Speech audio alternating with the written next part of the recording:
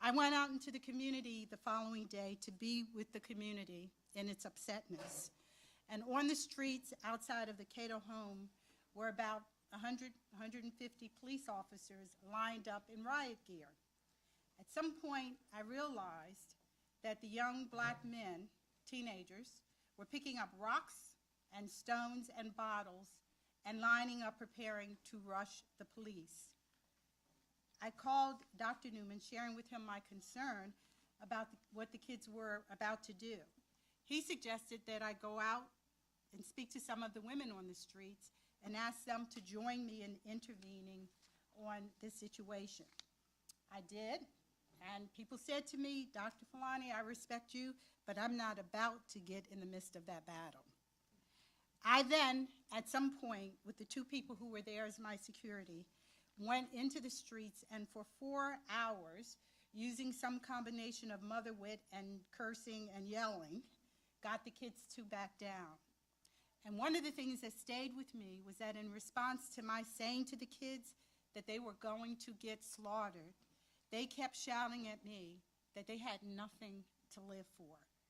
Their responses broke my heart, and when they finally dispersed, I vowed to myself that I would continue to strengthen my work with them at the All-Stars.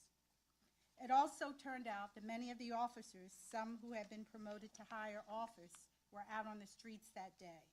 So when I began running the program, Operation Conversation Cops and Kids, they would come up to me and thank me for preventing what would have been a street riot and applauded the work that I was doing with the cops and kids.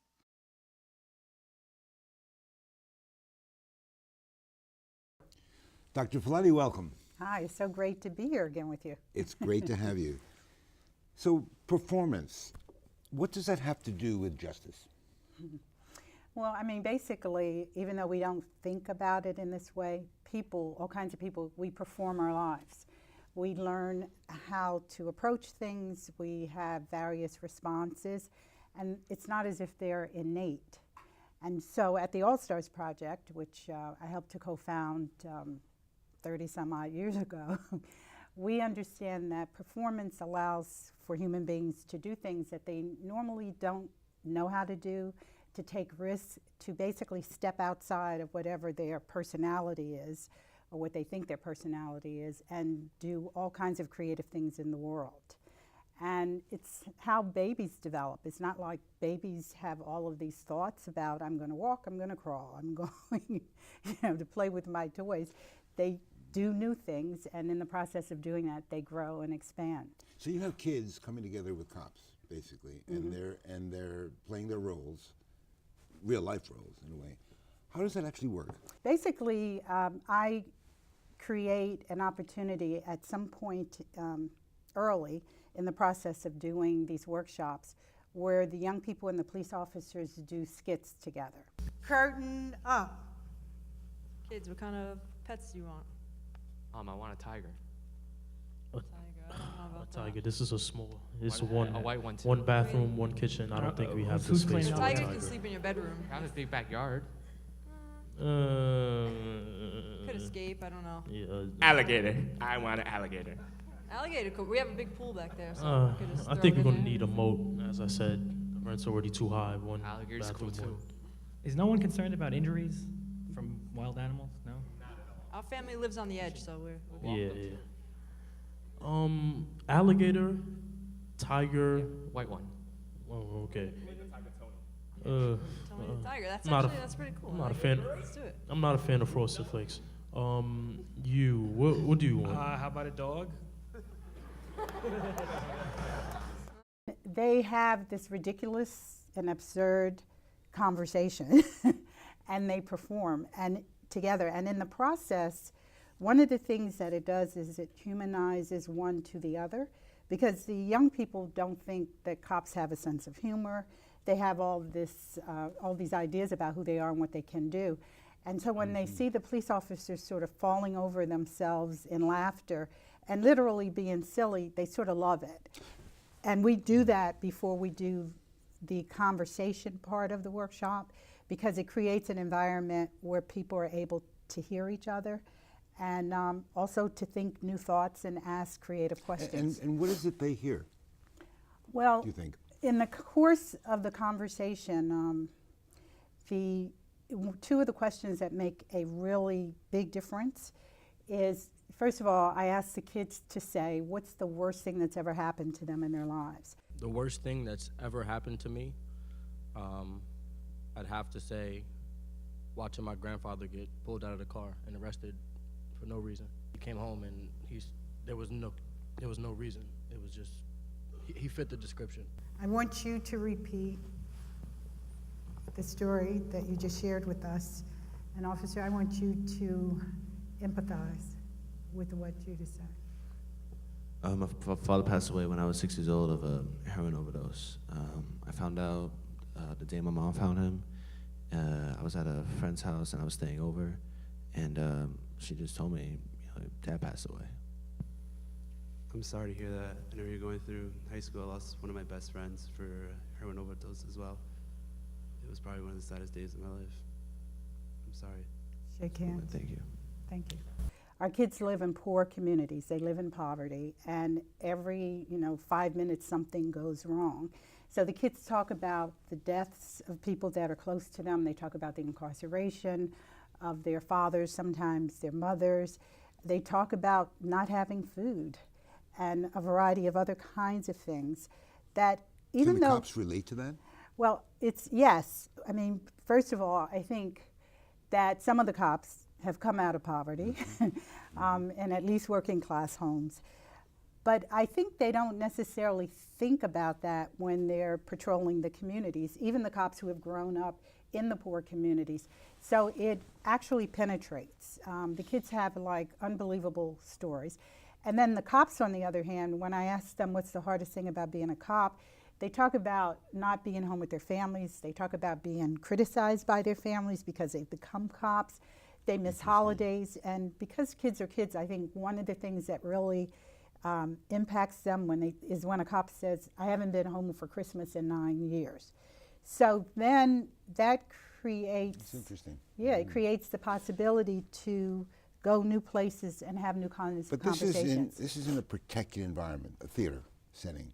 How does it translate when they get back out into the streets? Well, it's actually, a lot of it happens at the PAL Center, or it happens at my center on 42nd Street, or it happens in a school. It happens in the communities for the most part. And it's not so far from reality. I mean, when the cops walk in, the kids have, they have their response to that, and the cops have their response to the kids. Because they're in uniform, right? The cops Yes, come in and uniform. they're armed, they're cops. They And come with guns as well. Yes, they come as cops.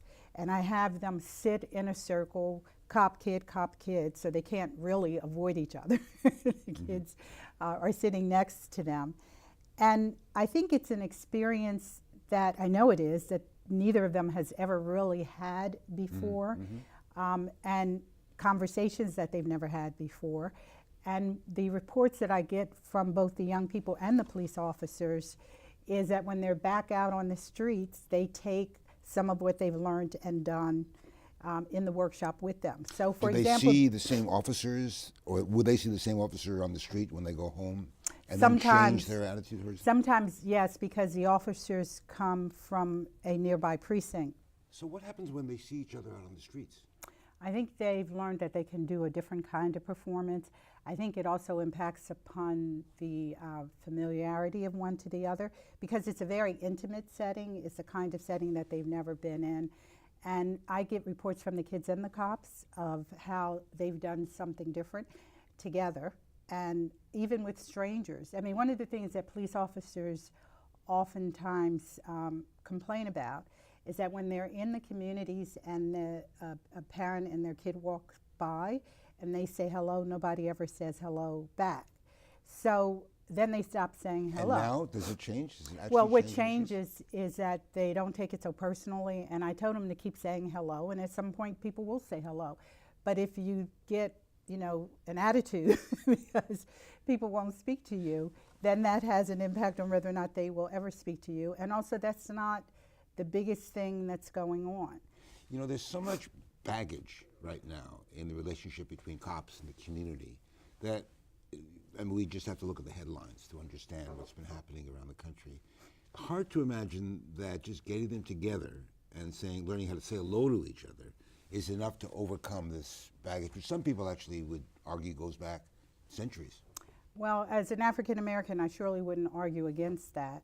But I think the thing that the workshop helps the cops and kids look at is that what really is a problem in poor communities of color, and probably also in white poor communities, but we don't hear that much about this there, is poverty. A lot of what police officers are assigned to do is to navigate all the many things in our communities that don't go well. The school system is dysfunctional. I work with kids who take Regents exams in chemistry and they've never seen a science book. There's a listing of the 100 worst high schools in the city. The schools don't work. And that's not a cop problem, that's a political problem, that's a politician's problem, that's an educator's problem. And unless we do something about that, that's a big deal. And it's a larger problem really than when we think about justice. We think about criminal justice, cops and kids in the street, officer-involved shootings, but you're really talking about a much larger concept of what justice is. Absolutely, and it shapes the overall environment in huge ways. I have kids who come to my workshops, various places, to the All-Stars, and say to me, Dr. Fulani, I didn't eat for the last few days because we only had enough food for my little sister and I wanted her to eat. So that's it's extremely upsetting. And also if you're walking around and you're not eating, that has an impact. A lot of the kids don't even know what they're angry about. I work with kids who've been in gangs, who walk out on the streets and they are so pissed off, but they don't even know what it is. And what it really comes down to is, in my opinion, an abandonment of poor people in this country. And then we send the police officers in to manage all of that. And you need a social worker and jobs in order to manage all of that. Some cops would argue the same. In fact, do you think we can ever get past this? Are you optimistic that we can get to the next stage where people can actually understand some of the roots of these justice issues?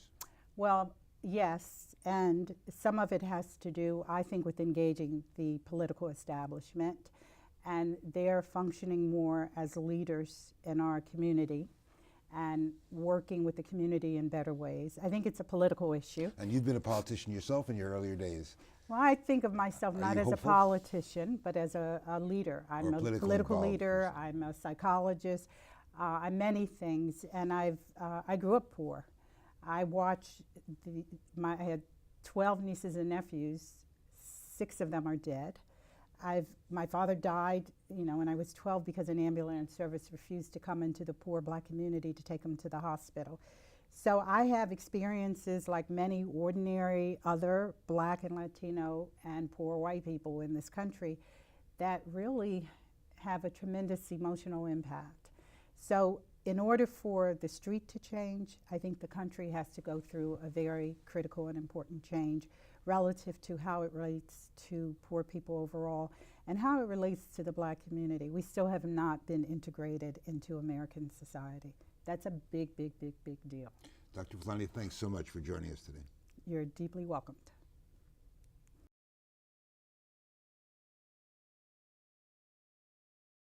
Seriously engaging with justice is a full-time job.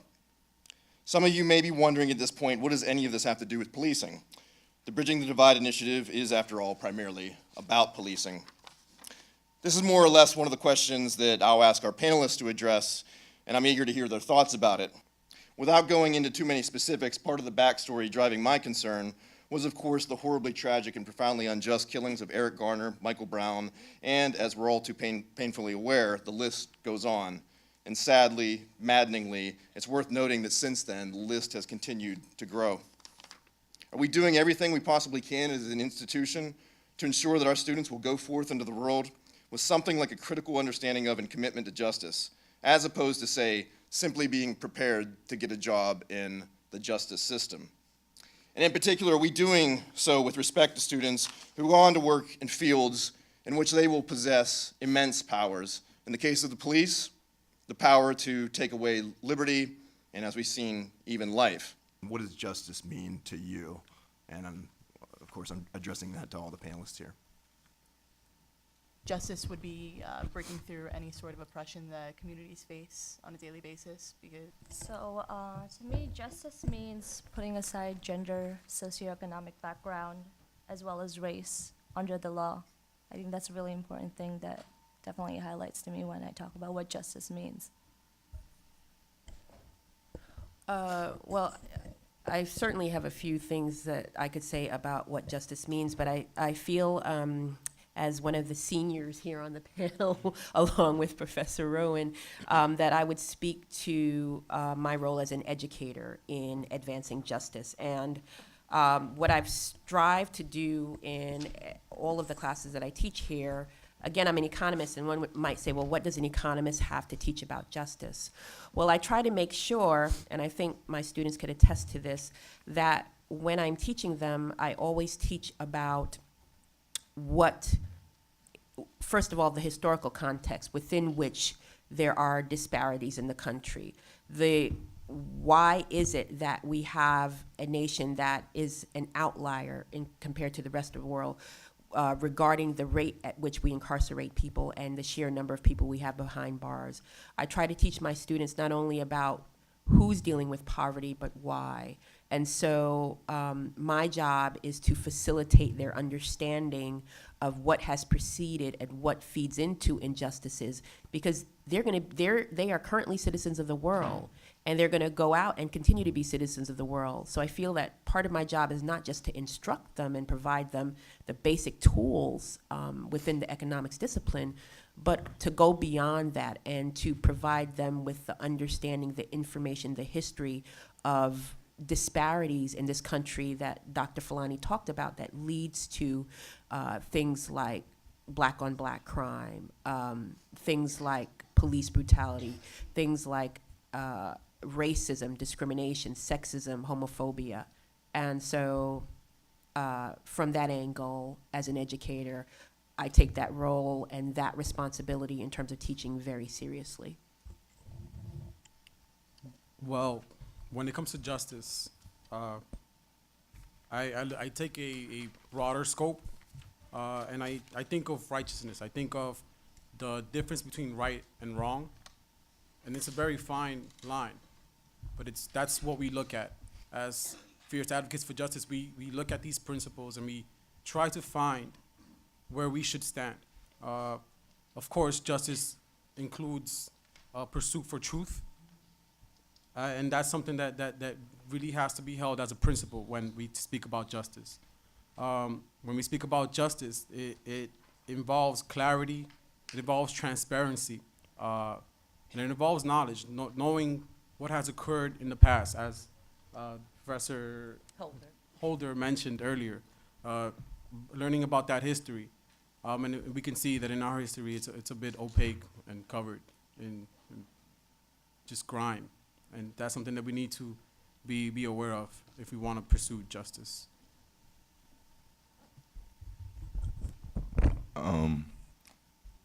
I would have to agree with all of the panelists.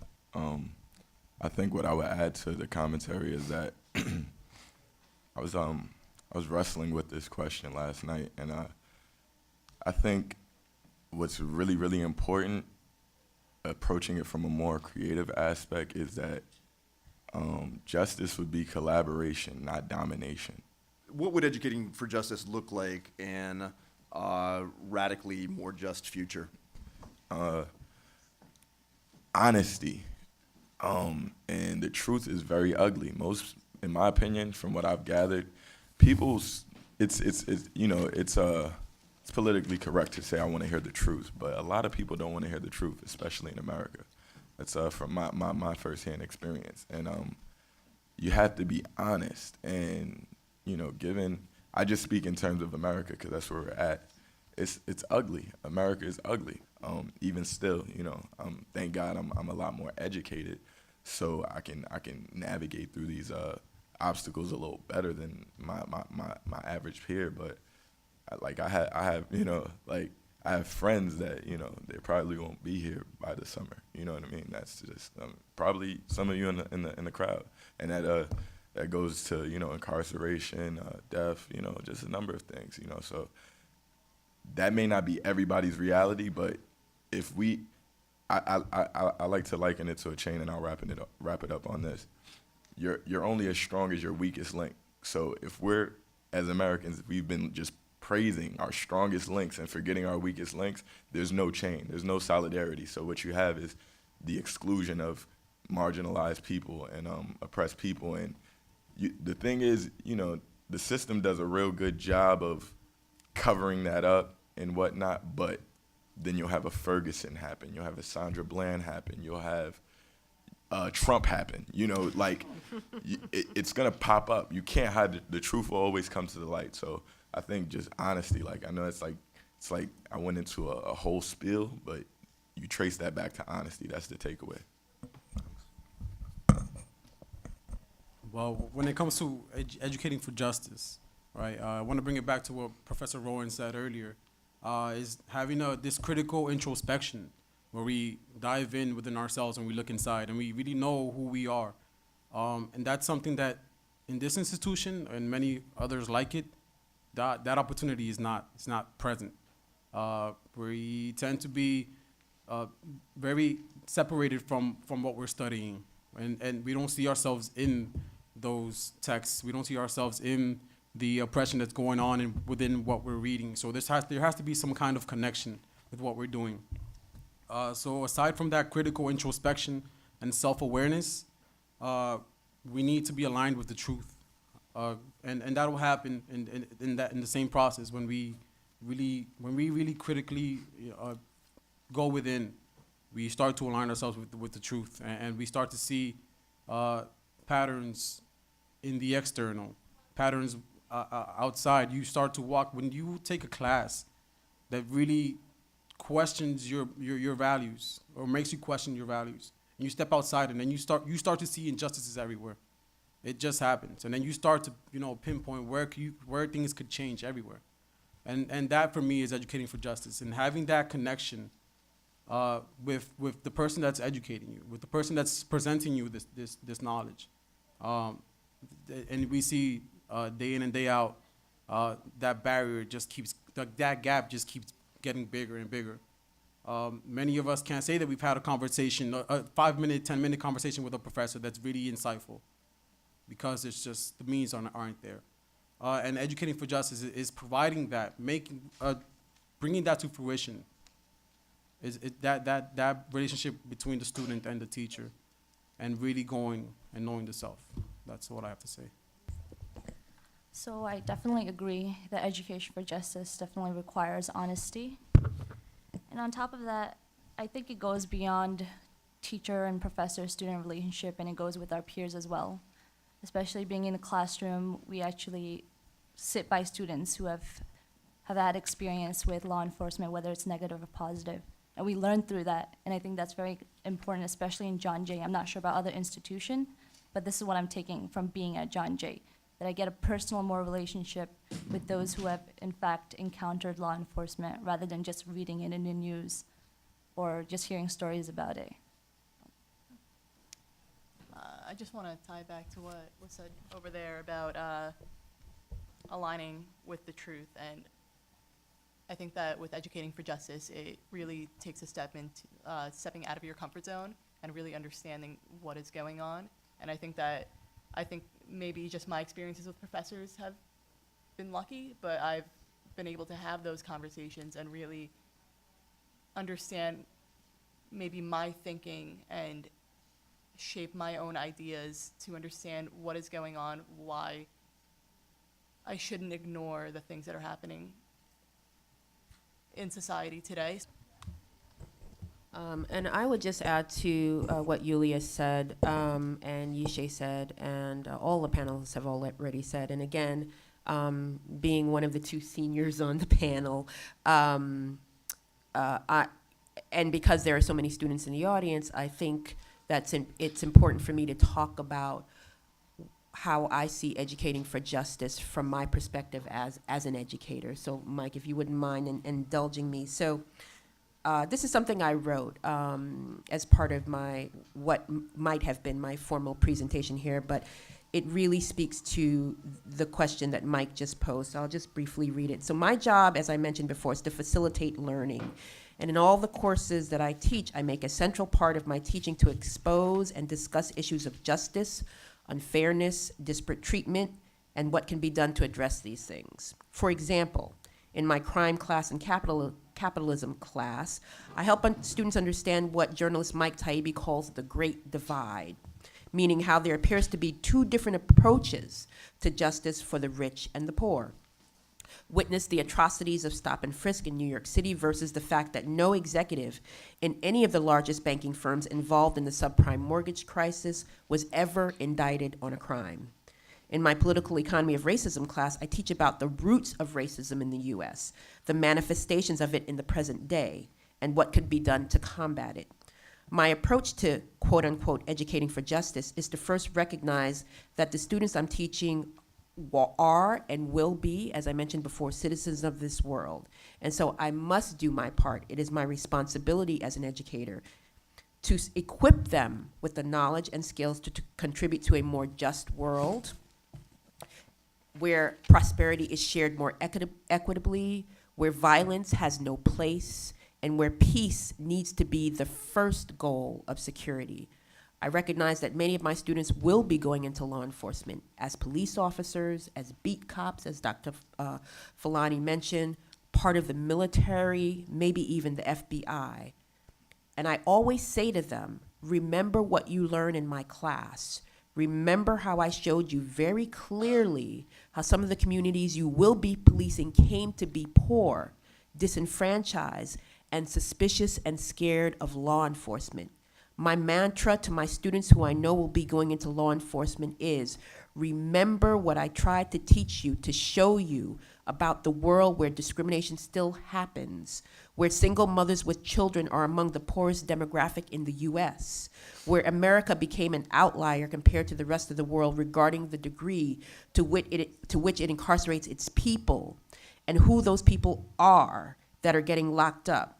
Where did they come from? What did they do, and why? I know that's a bit of a long speech, but this is what I try to do with my students who I know will be going into law enforcement here at this college, as I try to do with all of my students.